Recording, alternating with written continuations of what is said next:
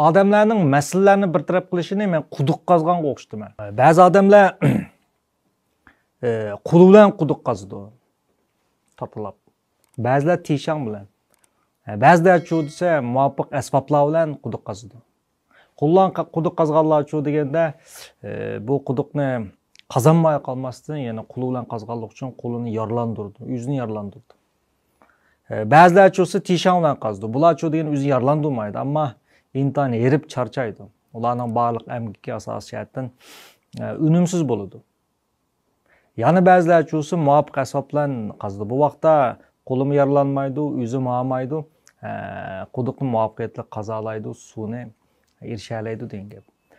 Demak, kishilik turmushda har qanday odam o'zining kallasida ma'lum bir masalani hal qilish usulini bor deb qaraydi.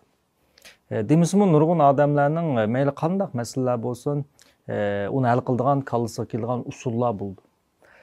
Bu yerdagi masala nima esa, bu usullar to'g'rimi? U buni qayerdan o'rgangan? Nurg'un vaqtlarda odamlarning masalan bir taraf qilish usuli bayatın degandek xato bo'lib chiqadi. Ular to'g'ri usullar emas, balki ko'p ishlatiladigan, unumsiz bo'lsa-mu boshqalar ishlayotgan nurg'un usullar ishlatadi. Ham bugungi darsimizda biz dal nima esa ayollar o'rtasida oilada to'y qilgandan keyin, to'y qilishdan burun yuz beradigan turli masalalarning muvofiq bo'lgan hal qilish usulini so'zlaymiz.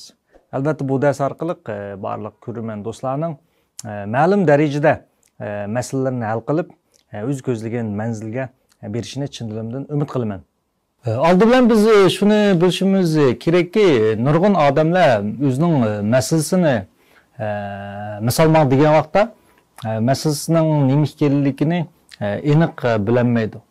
Aniq bilolmaydi. Ko'pincha vaqtlarda bular faqat masalasining masala keltirib chiqargan alomatlarni so'zlaydi. Bu xuddi bir daraxtning faqat shexini ko'radi, ammo jildizni ko'rmaganga o'xshaydi.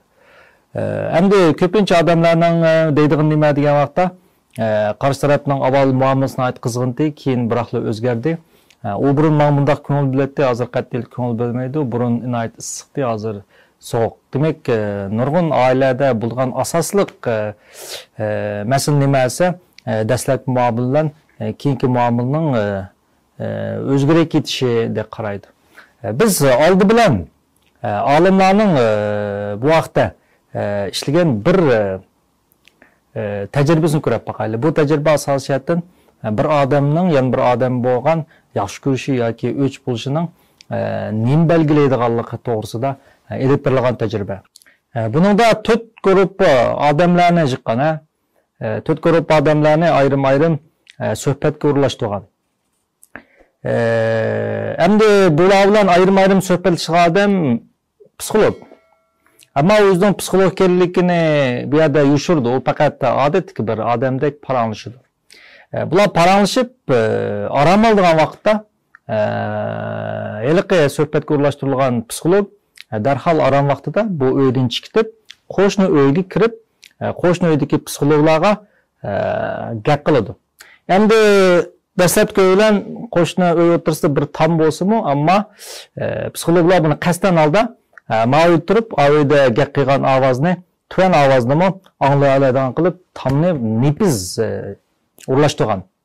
Bunday qilgan vaqtda psixolog ma'lumdan chiqib, ma'lumda boshqa psixologlarga ma'lumdagi odam to'g'risidagi barliq gaplarni odam ma'lum turib anglay oladi degan gap.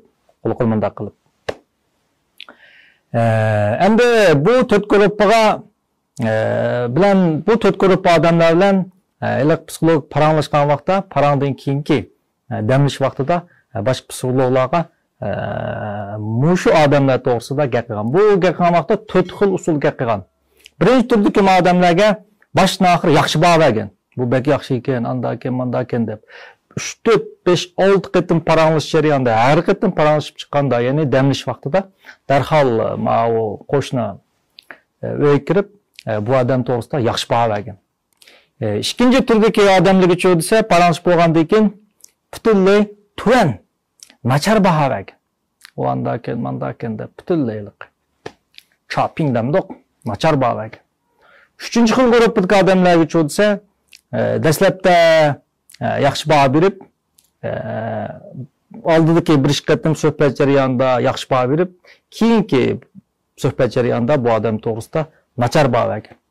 To'yotun gruppidagilarga cho deganda dastlabki vaqtda nachar baho berib, keyinchi bo'lsa yaxshi baho bergan. Natijada bu xil uzun muddatli tajriba. Natijada bu 4 guruh odamlarning heliqi bular bilan suhbatlashib, suhbatdan keyingi psixologlarga doklad qilgan odam to'g'risida mush odamni yaxshi ko'rish darajasini o'lchagan vaqtda, siz mush odamni yoqtirsiz, qanchalik yoqtirsiz degan darajasini o'lchagan vaqtda bu chiqa odamlarda. Buning ichida eng tuvan 2.4 numur, eng tuvan numrog'ini dal nima desa, dastlabda yaxshi baho berib, keyin nachar baho berganiga bu odamlarning hammasi eng o'choq ekan. Demak, eng tuvan numur degan eng o'choq ekan. Başdan axir nachar baho bergangimi, bu 2-chi o'rin turgan. Bu 4 numur olgan. Başdan axir yaxshi baho berganlar chu desa, qarshi tarafni 5 olgan. Ammo dastlabda nachar baholab, keyin bek yaxshi ekan deb yaxshi baholaganda, buning numeri 8.net chiqqan. Demak, buni eng yaxshi ko'rib qolgan. Demak, odamlarning bir-birisiga bo'lgan yaxshi ko'rishi, yoki bo'lmasa uning o'choq ketishi, dal shu tajribadan nimani bilgul bo'ldi desa, dastlabda nihoyatda yaxshi baho berib, yaxshi muomala qilib, keyin nachar muomala qilganlarga odamlar o'chilib ketganligi. Dastlabda nachar muomala qilib, keyin yaxshi muomala qilsa, buni eng yaxshi ko'rib qolganligi. Başdan axir yaxshi muomala qilsa yoki başdan axir nachar muomala qilsa, bu normal bo'lganligi tasvirlangan. Demak, nurg'un oiladagilarning bo'lib ayollarning qarshi tarafdan bo'lib jo'risning dastlabda nihoyat qizg'in bo'lib, dastlabda uning barliq psixik ehtiyojlarini qondirib, keyin biroqla sovuq bo'lib ketganligi tufayli qarshi tarafga bo'lgan noroziligining intayin kuchli bo'lishi va yoki ko'p bo'lishi bu intayin normal. Buning albatta psixikalik asosi bor degan gap. Chunki bayatning tajribadan buni aniq. Unda bo'lsa, nemishqa nurg'un oilalarda to'y qilishdan burun yoki to'yning dastlabki vaqtlardan qaraganda to'y qilib ma'lum darajadan, ma'lum mezgildan keyin bu oila bir xil sovuqlik, jangjidil va yoki ziddiyat, yoki surkilish, yoki bir xil sovuq muhit shakllandi. Nemishqa odamlar o'rtasida bu xil dastlabki qizg'inlik ojizlab ketadi. Uning dastlabda o'zimi va qarshi tarafni ishongan oldiki yaxshi ko'rishi qayerga ketadi? Bu nima sababdan bo'ldi? Buni qanday qilgan vaqtda asli holatiga yoki bo'lmasa ma'lum darajada yaxshi holatga kelgil bo'ldi? Bu dal nima esa bizning mushqatimlik darsimizning asosiy maqsadi hisoblansa vaqtdoshlar. Oshiqlik. Bu intayin go'zal, intayin tatliq bo'lgan benormal hodisa hisoblandi. Psixologiyada oshiqlikni biz euphoric state deymiz. Euphoric state degani nima esa kayf holati deymiz. Bu vaqtdagi ming to'lqinlar bo'lsin yoki mingdagi hormonlar xuddi kayf holatiga o'xshaydi. Shunga buni davlat tilida biz chuyru ayxi deymiz. Ya'ni muhabbat daryosiga, dengizga cho'kish deymiz. Esonda bo'lsin, odam mayli qanchalik kayf bo'lsin qatnazar, aman odam nervlari vaqtning o'tishiga yoki orom olish jarayonida darhol nima esa asli holatiga qaytadigan gap. Shu nurg'un odamlar oshiqlik bilan muhabbatlik hayot o'rtasidagi farqni tushunmaydi. Oshiqlik nurg'un vaqtlarda odamning yoshlik davrida uning badandagi hormon va shundaqla qarshi tarafning bir-birisiga bo'lgan illyusionga xuanshangdan shakllanadigan, ya'ni qarshi tarafni o'zining dunyosidagi o'z-o'zidayotgan ma'lum bir obyektiv deb o'ylab olganlik uchun shakllanadigan bir xil men bayat degandek nihoyat bir go'zal tatliq bo'lgan benormal hodisa hisoblanadi. Hamda oshiqlikning davri doktor Dorseyning tajribasi asoslanğanda oshiqlikning davri eng uzun bo'lganda 2 yil davomlashadi. Yoshirin bo'lib qolsa, asal uzunga damlaşılgan gep. Endi aşıqlık altıda ayalla mislsiz xotirjamlikka erishadi. O qarshi taraf o'zi yaxshi ko'radigan odamlar bo'lsa, u dunyoda hech nimaga muhtoj bo'lmagandek, hech nimadan qo'rqmagandek, xuddi o'zining bir chirig'ini tepib olgandek, o'zining bir qo'g'dug'ichisini tepib olgandek, shundoq bir tuyg'uda bo'ldigan gap. Erlarchu degan vaqtda, erlar oshiqlik vaqtida intan kuchlik, o'zini aytib baxtlik, dunyodagi eng kuchlik odamdek his qildi. Bunday bo'lgan vaqtda erlar oshiqlik vaqtida bir xil qayta tirilgandek his qildi. Buni afsonalarda Osirisning hikoyasi orqali biz buni texmo aniq bilalaymiz. Burun Osiris deydigan bir aytdi kuchlik bir odam bo'lgan. U mayli boylik jihatdan, mayli aql, mayli kuch, hamma jihatdan mukammal bir podshoh bo'lganda. Endi bu podshoh aytdi mukammal bo'lganlik uchun buning ayollar aytdi omroq. Endi buning inisimi bir podshoh. Inisi buni bir qatimliq ziyofatga chaqirdi. Endi aytishlar qaraganda Osiris ham shu inisining ayoli Seth bilanmi birga uxlab qo'ygan yeri bor. Buni bilganlik uchun uning inisi aksi bo'lgan intan bir o'shmanlik saqlandi. Shuning bilan bu inisi shu ziyofatda bir sanduq yasaydi. Oltindan. Barliq erlarga mushu oltinda yasalgan sanduqqa kim patadi, kim eng mushu mukammal holda patadi degandiki har xil odam bundan kirib qoqqan, ba'zilar patmamas kelmagan. Oxiri Osiris bu sanduqqa kirsa, naqlib etib qolgan. Bu fursatdan foydalanib, inisi darhol sanduq etib, uni o'tirib qo'ydi. Endi inisining ko'z qarashida bu aksi bak kuchli qo'yg'achqa uni undoq o'ng'ay o'lmaydiganlik, uni yana qayta tirilishdan ansiraydi. Natijada bu inisi podshoh Osirisni 7 ga tashlaydi. 5'ini bir, 2 qo'li, 2 puti, badani yana bir sanduqqa, jinsiy a'zosini yana ayrim yana bir sanduq soldi. Demak 7 parchalab 7 iqlimga chechiydi. Endi bu Osirisning ayoli Iznaysiz. Bu o'zining yo'ldishini intayin yaxshi ko'rdi. O shundoq bo'lganlik uchun bu 7 iqlimda bu nurg'un ziyoratlarni chekib, nurg'un jafolarni chekib qisqartib o'tdim-da endi hikoyasini. Bu topidi. Har bir sanduq topidi. Topgandan keyin 6 sanduq topidi. Bir sanduqni topolmaydi. Dal Osirisning jinsiy a'zosi bor sanduq topilmaydi. Shunlar bu 6 sanduqni ochib, uni hamma a'zosini juplaydi, ammo jinsiy a'zosi yo'q. Shunlar bu ayoli, uni yaxshi ko'rgan ayoli bir oltindan buning jinsiy a'zoni yasab o'rnatdi. Ammo u tirilmaydi, chunki uning bir a'zosi komda. Iznaysiz bu yerda nihoyat yaxshi ko'rganlik uchun o'zining erini uni quchoqlaydi, suydi. Bu vaqtda darhol Osirisga jon kirdi. Jon kirdi. Andan keyin bular juplashdi. Juplashib bo'lgandan keyin yana Osiris yana asl holatiga qaytib qoldi, yana shu jasad oltib turdi. Har qatim bu Iznaysiz o'zining haqiqiy muhabbatini berganda bu Osiris yana tirildi. Endi bu hikoya bir afsona, bir rivoyat.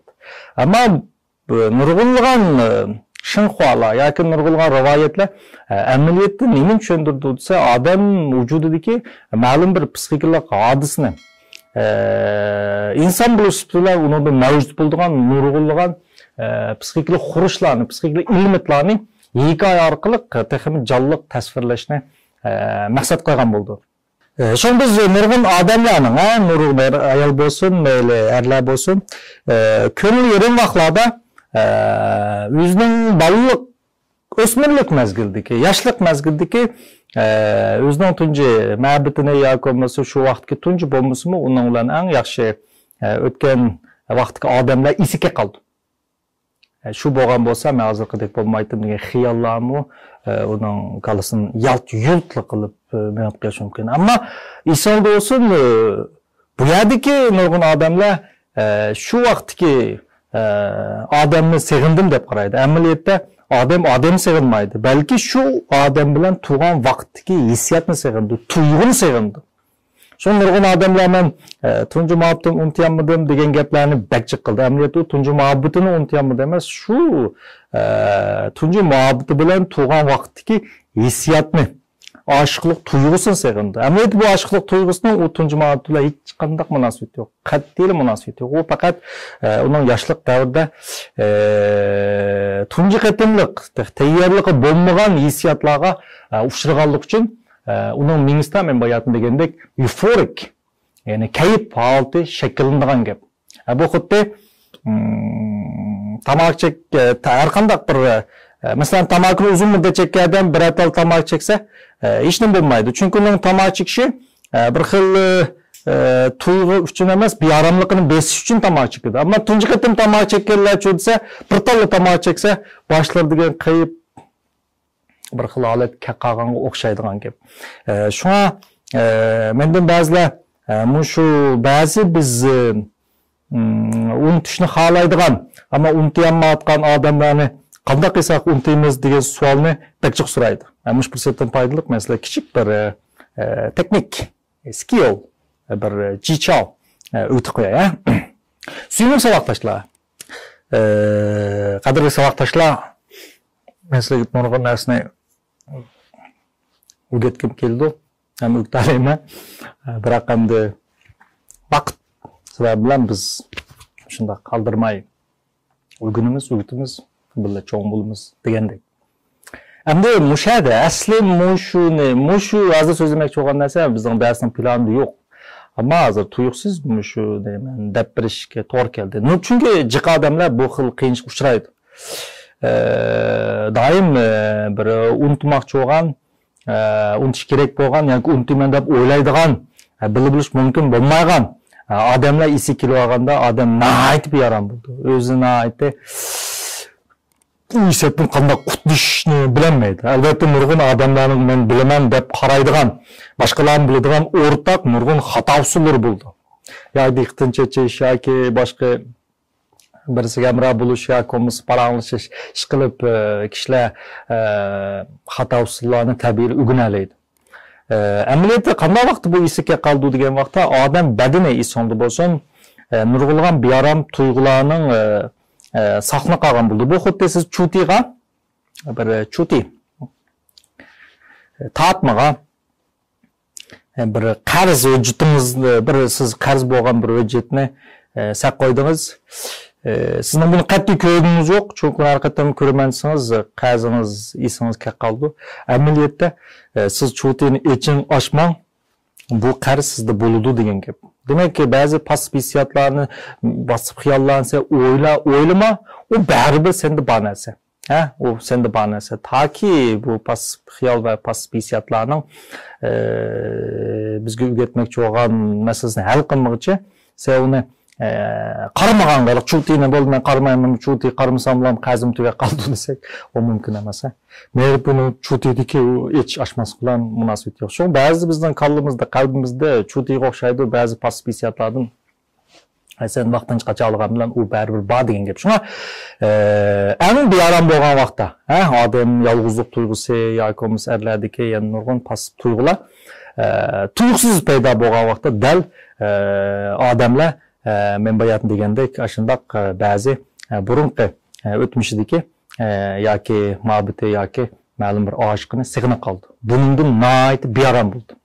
Shunday vaqtda suyumli saboqdoshlar, men sizlarga oddiy bir narsa aytib qo'yay.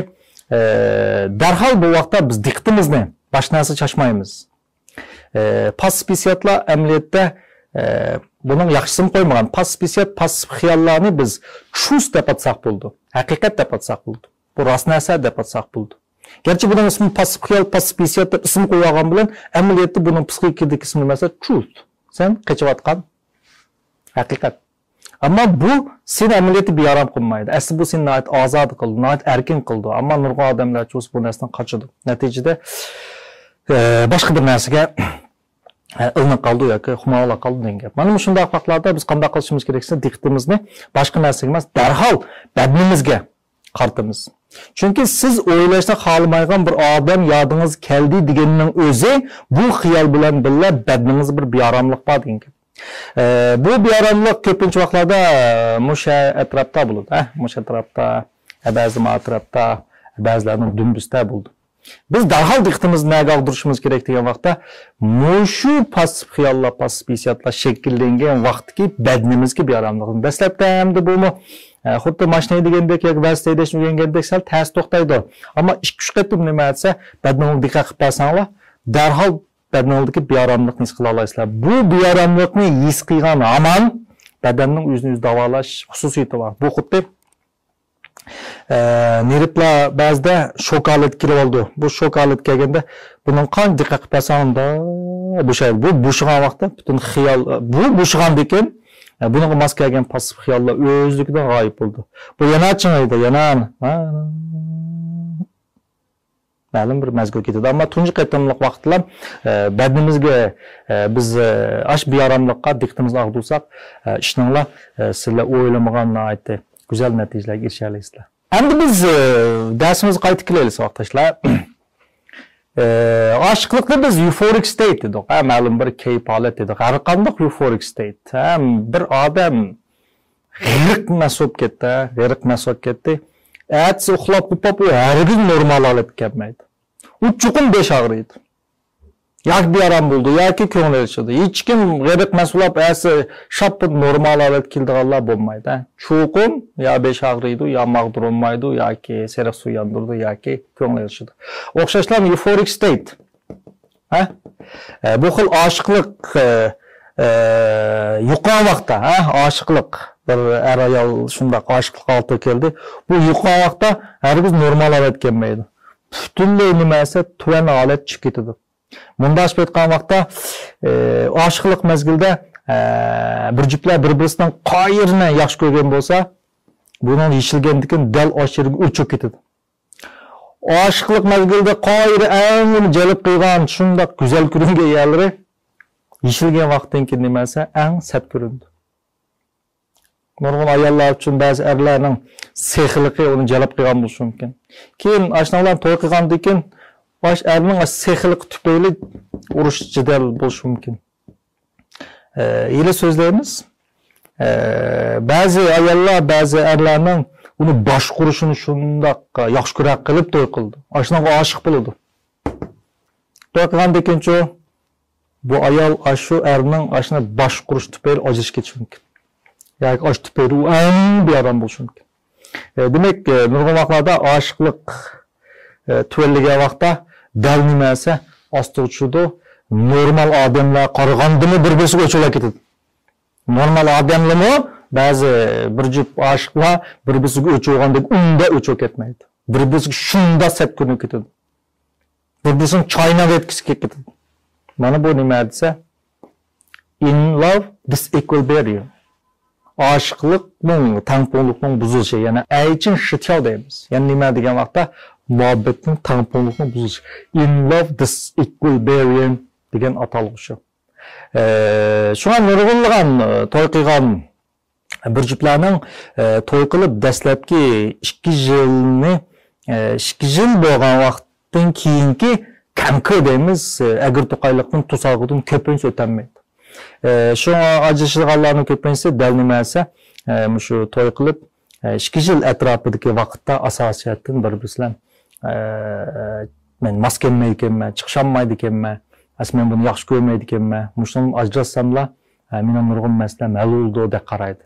Amaliyotda unda emas. Shunga ajrashishni o'ylayotgan, ajrashmoqchi bo'layotganlar chuqur mening shu darsimni bir anglab o'tgandan keyin anglab 15 kundan keyin ondan qaror chiqaringlar. Dars anglab bulab, yana 15 kundan keyin yana ajrashishni qaror bo'lsanglar, it's okay. Biroq azish oldida chuqur mushtasini bir qatim anglab o'tgandan keyin mening hayotinglarda, oilanglarda boshqa o'zgarish bo'lishi mumkin. Chunki har qanday bir usal, eng nachar, umid yo'q Qilchim umid yo'q deb o'ylagan oilani amaliyotda qutuldirib oldi. Qanday qutuldirmiz? Diqqatinglar, davomli bizning darsimizda bo'lsin. Shuna biz sağlam bo'lgan oilalar uchun deganda dal bu aşıqlıq tuvan alet keldi. Bu barbara ko'tarildi bu. Ko'tarilib normal alet keladi. Ondan yuqurlaydi, azroq tuvallaydi, ondan yuqurlaydi mana. Qaranglar. Nima degan güzel. Demek bir normal ailenin seximisi biz yeteklemoqchi bo'lgan. Biz insonlar, biz odamlar muhtoj bo'lgan bir sağlam ailenin, bir muhabbatli ailenin taraqqiyoti nima desa dal mana mush seximiga o'xshaydi. Unda qo'z qanday qilib biz mushu xaritada ko'rsatilgan oilani shakllantira olamiz? Qanday qilgan vaqtda bu xil oilaga erishgili bo'ladi? Unda bo'lsa diqqatinglar davomli darsimda bo'lsin.